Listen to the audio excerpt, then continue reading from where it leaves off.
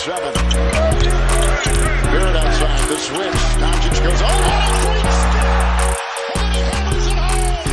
Broke his ankles!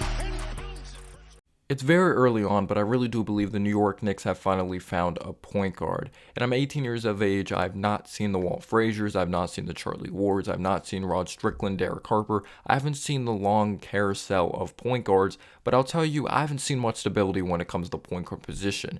The most stability I've probably seen is Raymond Felton, because after that, yes, it gets pretty yucky. Of like Jose Calderon, like obviously we had some Jason Kidd as well. We had the Jeremy Lin days, we had the Frank Ntilikina days, Dennis Smith Jr. days, Alfred Payton days. Like we've had so many point guards, it's ridiculous. And the inconsistency, it's just not good when it comes to stability for this franchise. And the point guard position is one of the most important positions that runs the show and really controls the flow of the offense. And I know what everyone's thinking, we're one game under 500. Jalen Brunson's not playing like a superstar or anything like that, but he is playing at a very high level, and he's one of the main reasons we're only one game under 500. He's had some heroic games so far this season, if it's stepping up in the fourth quarter, hitting some big pull-up mid-range jumpers, being able to break down the defense, getting to that floater as well, because Jalen Brunson probably is the best bag on this team, and he's the only guy I could really consistently depend on when it comes to starting lineup to go create a shot for himself and get a bucket in a big-time moment. And Jalen Brunson is doing a lot more than people realize,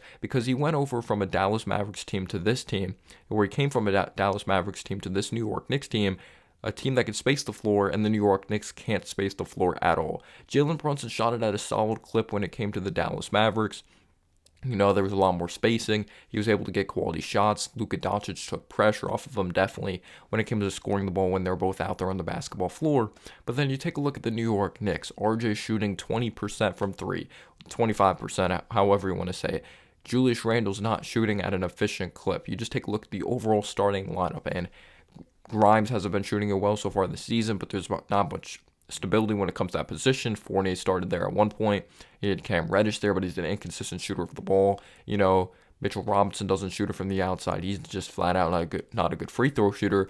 Jalen Brunson, I understand, has not shot it well from the outside, but I'm just talking about the personnel change. And I do think that's eventually going to go up, his three-point shot. And he's someone that likes to get to that mid-range jumper. He can knock it down from the outside. But he had switchability, and he had versatility of shooting the ball when it came to interchangeable lineups, when it came to the Dallas Mavericks. Sometimes he would have a Bullock out there on the floor. He would have a Finney Smith out there, Bertans. He even had Porzingis at one point out there when he was in a Dallas Mavericks uniform as well before the whole Wizards trade went down. Like, there was tons of flexibility when it came to being able to shoot the basketball. And you can't really say that with the New York Knicks. And I feel like a more structured offense was run in Dallas as well. We could talk about Luka's ball dominancy, but I really do think their cutting is undervalued when you watch the Dallas Mavericks play, especially when I saw them play tonight versus the Toronto Raptors. They lost, but you see a lot more movement within the flow of the offense compared to the New York Knicks system. And you just see there's so much on Jalen Brunson's plate to go create. And Brunson's not this Lonzo Ball floor general, but he can make the right reads when there is an occasional cut, or he really pushes the pace and knows when to slow it down as well. He does those little things that point guards in the past haven't been able to do for us, and he just does a perfect job rubbing his shoulder off of the screen man, really selling that screen and running it to perfection and making the right read out there on the floor, catching guys on his hip, being able to get to that mid-range jumper, and just having great hesitation moves, having great up fakes as well. Like that he is crafty post game as well. He hits ridiculous like fadeaway jumpers at times as well.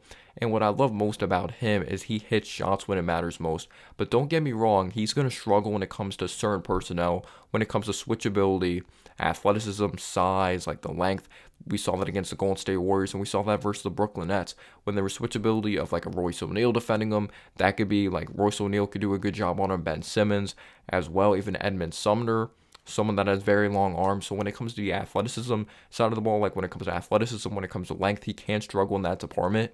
That's why I do think the Knicks need more athleticism in their lineup. And that's definitely like a position of the shooting guard position is going to be very interesting moving forward, because as much as I like Grimes, he hasn't proven to stay healthy throughout his career. And Cam Reddish got injured, and that's been a theme throughout his career that he cannot stay healthy. So I do think we're going to need size. We're going to need more shooting to take pressure off of Brunson. So seeing him be able to perform at such a high level so far this season with not not the best of personnel around him, has been very awesome. So he's currently averaging 21 points per game so far this season. He's distributing the ball, averaging 6 assists, and he's also a very underrated rebounder of the ball, averaging 3.5 rebounds per game. And we know how efficient of a ball player he is, as he was the most efficient finisher at the basket last season as well. So far this season, in 19 games started, in 33 minutes of action, he's attempting 15.7 shots per game, making 7.7 of them, so that's at a 49% clip. He's attempting 4 threes per game, making 1 of them, shooting 30% from 3. The season prior, he did make 37% of them, 40% of them, 35. I do think that 3-point shot's going to go up, that the percentage, but then you could also say the spacing isn't the best out there on the floor. But if you watch him from mid-range territory, he's at a whole other level. And even defensively, a lot of Knicks fans knocked on when we went on to pick him up, personally me, because I knew he was going to compete there. But when it came to a physical stature standpoint, I was really afraid of that. But when guards look to post up to have a mismatch, Brunson, yes, may be shorter at 6'1", but he's very strong and he's not going to allow easy buckets. This is actually a career high when it comes to his defensive rating so far throughout his career. So he's actually averaging a steal, which is the most he's averaged on the defense side of the basketball so far throughout his career. So I do think his defense has been underrated.